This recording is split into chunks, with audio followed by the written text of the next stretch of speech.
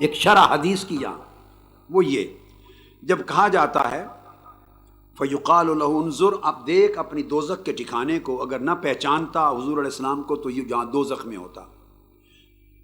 قد ابدلک اللہ بہی مقعدا من الجنہ، اب حضور علیہ السلام کے واسطے اور وسیلے سے، حضور کو پہچاننے کی وجہ سے، بہی آقا کو پہچاننے کے صدقے اور وسیلے سے تیرے ٹھکانے کو دوزخ کی بجائے جنت بنا دیا گیا.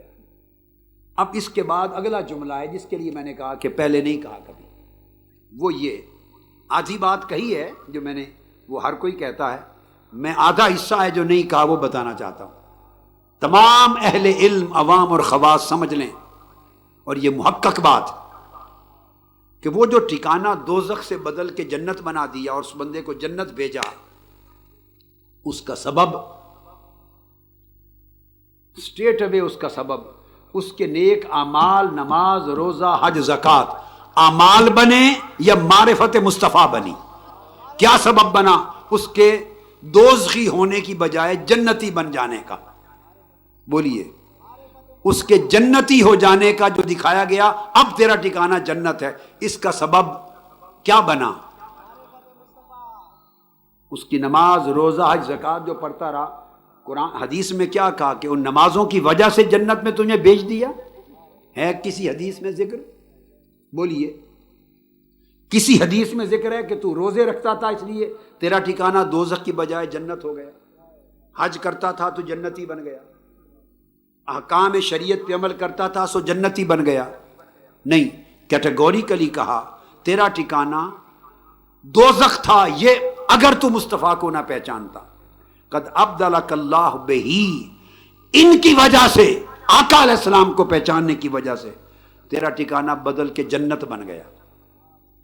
تو یاد رکھ لیں، اصول یہ ثابت ہوا جو آقا علیہ السلام نے امت کو بتایا کہ میت جو قبر میں پڑا ہے، دوزخ سے اس کی نجات، فیصلہ، پہلا فیصلہ، اور جنتی بنائے جانے کا فیصلہ، یہ کسی عمل کی وجہ سے نہیں، معرفت مصطفیٰ کے وسیلے سے وہ جنتی بنتا ہے. آقا علیہ السلام کی معرفت کے تصدق سے جنتی بنتا ہے. حضور کو پہچاننا اسے جنت میں لے جا رہا ہے. اب یہاں ایک سوال ہوا کہ وہ پہچاننا، تو اعمال کہاں گئے؟ نیک اعمال جو عمر بھر ایمان لایا، نیکی کی، عمل صالح کیے، احکام شریعت پہ عمل کیا، وہ اعمال اور اتباع وہ کہاں گئی؟ اب اس کا جوڑ سمجھا رہا ہوں، سمجھیے.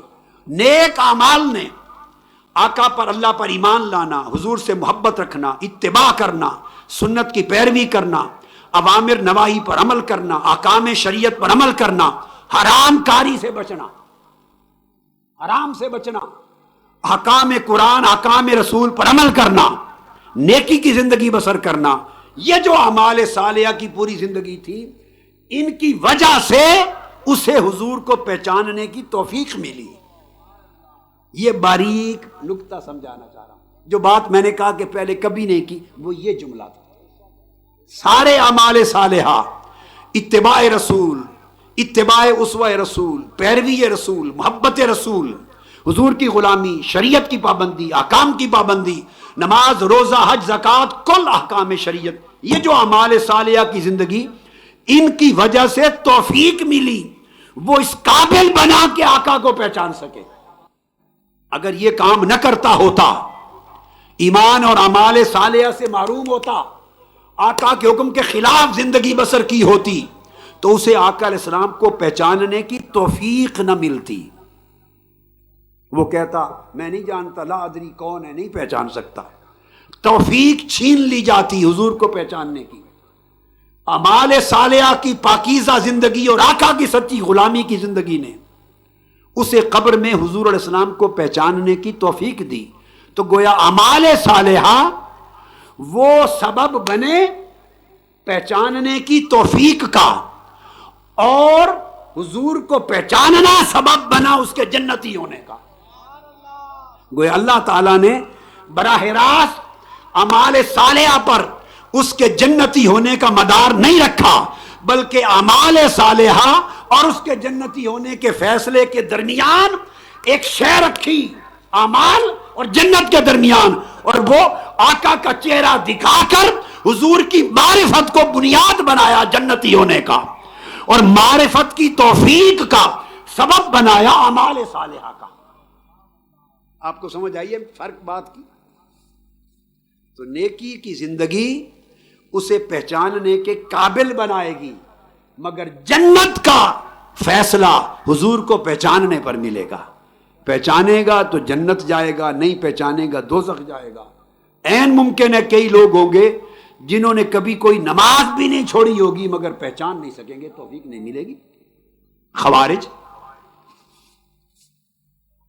حدیث میں آتا ہے کہ ان کی نمازیں تم سے زیادہ ہوں گی، ان کے روزے تم سے زیادہ ہوں گے، ان کی قرات و تہجد و سجدے تم سے زیادہ ہوں گے، ان کے دین کے پرچار کرنے اور اعمال اوامر نواہی پر سختی تشدد تم سے زیادہ ہوگی، ان کی قرات قرآن تم سے زیادہ ہوگی۔ تم اپنی نماز، روزہ، زکوٰۃ اور اعمال اور قرات کو ان کے مقابلے میں کم اور حقیر جانو گے، تو اعمال پورے پائے گئے ان کے پاس، اعمال پائے گئے، مگر آقا علیہ السلام نے فرمایا انہم کلاب النار، وہ دوزخ کے کتے ہوں گے۔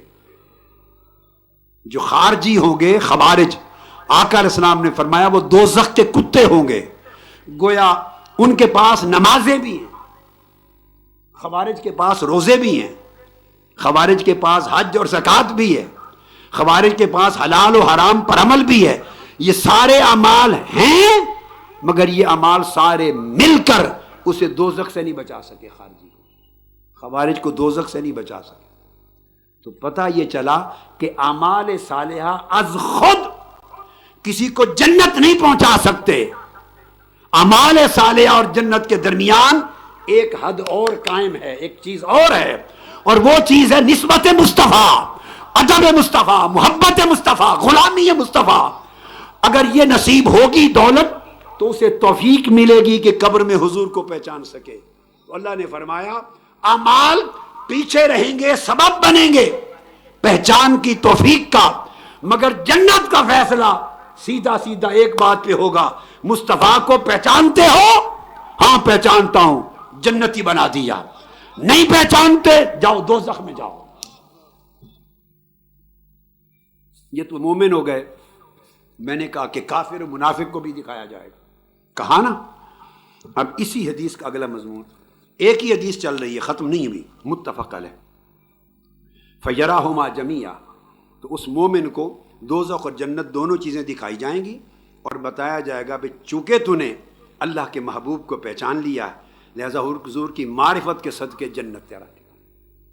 اگلے لفظ حدیث کے قال وَأَمَّا الْمُنَافِقُ وَالْكَافِرُ فَيُقَالُ لَهُ مَا كُنْتَ تَقُولُ فِي هَذَا الرَّجُلِ۔ منافق اور کافر کو کہا جائے گا کہ اس شخص، اس ہستی کے بارے میں کیا کہتا تھا؟ بولیے، اس ہستی کے بارے میں کیا کہتا تھا؟ تو منافق اور کافر کو بھی گویا آقا علیہ السلام کا دیدار کرایا جائے گا۔ تو ثابت ہو گیا جیسے مکہ مدینہ کی سرزمین پر کفار و مشرکین مکہ اور منافقین بھی آقا علیہ السلام کو ظاہری شکل و صورت میں دیکھتے تھے، تو قبر میں ہر کافر و منافق بھی مومن کی طرح آقا علیہ السلام کو ایک بار دیکھے گا۔ مگر فرق یہ، ابو لہب اور ابو جہل اور منافق اپنی ظاہری زندگی میں بھی آقا کو پہچان نہ سکے، پہچان نہ سکے، وہ قبر میں بھی دیکھیں گے مگر پہچان نہیں سکیں گے، اور نہ پہچان سکنے کی وجہ سے پھر ان کا فیصلہ جہنم ہوگا۔ اب یہاں ایک باریک فرق اور سمجھاؤں اسی حدیث کے الفاظ میں، بہت ایمان افروز نکتہ ہے، اور وہ یہ کہ اس حدیث کے لفظ ہیں، اسی حدیث میں جب آپ غور سے دیکھیں، وہ یہ کہ جب مومن کی باری آئی ہے تو آقا علیہ السلام کی رحمت و شفقت غلاموں پر زیادہ ہے۔ جب مومن کی باری آئی ہے تو فرشتوں نے، آقا علیہ السلام کا چہرہ اقدس سامنے آیا اور فرشتوں کو حکم دے کے بھیجا گیا ہے۔ فرشتے از خود کوئی لفظ اپنے پاس سے سوال میں کم یا زیادہ نہیں کر سکتے، حکم دے کر بھیجا گیا ہے۔ یہ ورڈنگز ہیں۔ جب حضور کے غلام سے پوچھا گیا ہے، مومن سے، تو اس کے لیے لفظ آئے ہیں ما کنت تقول فی ھذا الرجل لمحمد صلی اللہ علیہ وسلم. آقا علیہ السلام نے فرمایا نام بتایا جائے گا، یہ محمد مصطفیٰ ہے، اس ہستی کے بارے میں تو کیا کہتا تھا. یعنی نام بتا دیا ہے تاکہ کوئی کمزوری ہو تو اسے ذرا حوصلہ مل جائے. نام بھی بتا دیا، تھوڑا سا پرچہ لیک آؤٹ کر دیا ہے. مومنوں کے لیے پرچہ بولیے، جواب بھی تھوڑا سا بتا دیا، نام لے کر کے اس ہستی جن کا نام محمد ہے صلی اللہ علیہ وسلم تو کیا کہتا تھا. جب حضور کے غلام سے پوچھا ہے تو نام بتا کے پوچھا ہے. جب ابو جہل، ابو لہب اور منافقین سے پوچھا ہے، منافق سے، تو اس سے لفظ پوچھے فَيُقَالُ لَهُ مَا كُنْتَ تَقُولُ فِي هَذَا الرَّجُلِ. اس کو حضور کا نام نہیں بتایا، چہرہ دکھا کے کہا ان کے بارے میں کیا کہتا تھا. مومن کو نام اس لیے بتا دیا کہ کہیں اچانک جلوہ دیکھ کر گھبرا نہ جائے، تو نام بتا دیا تاکہ حوصلہ ہو جائے. نام سن کر کہے میرے آقا ہیں، انہی کے تو میں میلاد مناتا تھا، انہی کے تو میں ترانے گاتا تھا، انہی پر تو جان لٹاتا تھا، انہی کے لیے جیتا مرتا تھا، انہی کے نعرے بلند کرتا تھا، اور انہی کے عشق اور محبت کی باتیں سننے کے لیے لاکھوں کی تعداد میں سمندر بن کے آتا تھا.